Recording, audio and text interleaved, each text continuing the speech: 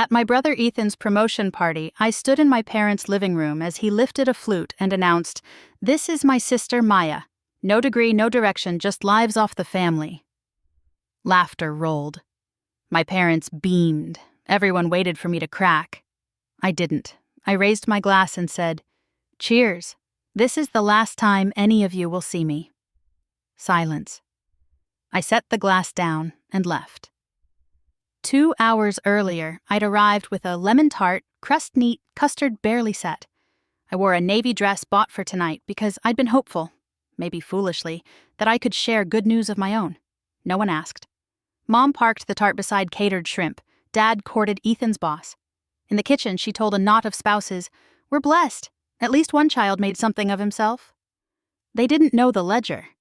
At 22, midway through junior year in graphic design at State, Dad's heart quit at the shop. Triple bypass, months of recovery, the business listing. 1 semester, they begged. I said yes. 1 became 2, then years and 3 jobs, sunrise barista, afternoon retail, graveyard waitress, until their crisis hardened into my supposed failure. After I left, I cried in my old Honda outside my apartment while my phone buzzed with scolding and Ethan's "it was a joke." I blocked them all. Near midnight, an unknown number. "Is this Maya Collins, Lucas Grant, creative director at Harper & Wolff? We love your portfolio. Junior art director, 75, benefits, relocation. 48 hours to decide." I hurried to my laptop. The emails were real, the offer signed. Dawn thinned the sky. My hands shook.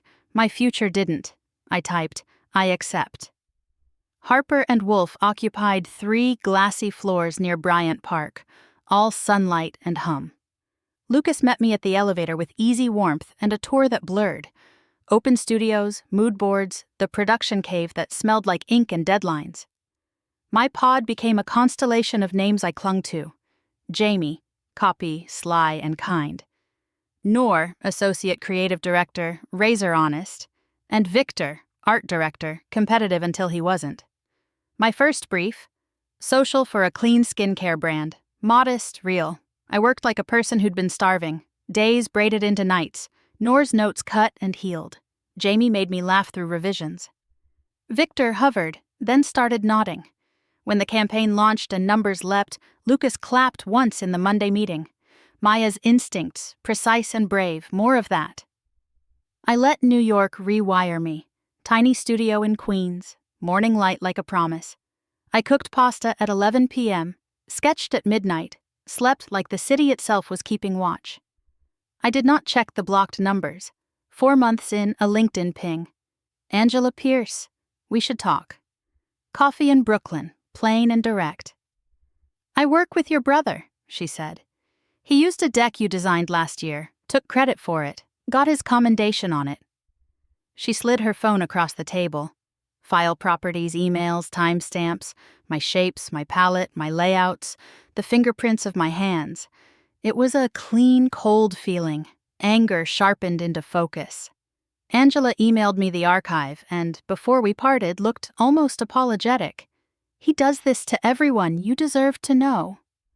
At the agency, bigger doors opened. A tech giant, Vireo Systems, requested pitches. Lucas turned to me. "You lead the room." The date landed mid-January in Boston, the same weekend as Ethan's baby shower in Connecticut. I started building the story I wanted to tell, and the one I refused to live again. Boston. We rode the elevator to Vireo's 20th floor. I carried the deck like a heartbeat. For 90 minutes I showed them the future of their brand. Clarity, trust, motion that felt inevitable. The CMO smiled. "We've been waiting for this." In the lobby, I collided with my cousin Erin, portfolio clutched. Recognition, then a startled, "Maya?" A Vireo exec swept past. "Brilliant work today." Erin's mouth fell open. By nightfall, my mother texted, "Heard you staged a performance in Boston. Is this another story?" I said nothing. 2 days later, Vireo called Lucas. We'd won. The office lifted me on cheers. Lucas shut his door to say I was promoted to art director. That same hour, Stephanie, Ethan's wife, Rang to report, Aaron told the family I was pretending. I let the quiet work. A week after launch, Ethan and Stephanie hosted Liam's first birthday. I drove up in the same navy dress. When Ethan raised his glass, I lifted mine. "Before cake," I said, "truth."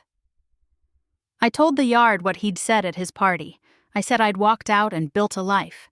Then I opened Angela's archive and handed the phone to the nearest uncle. Screens passed, faces changed.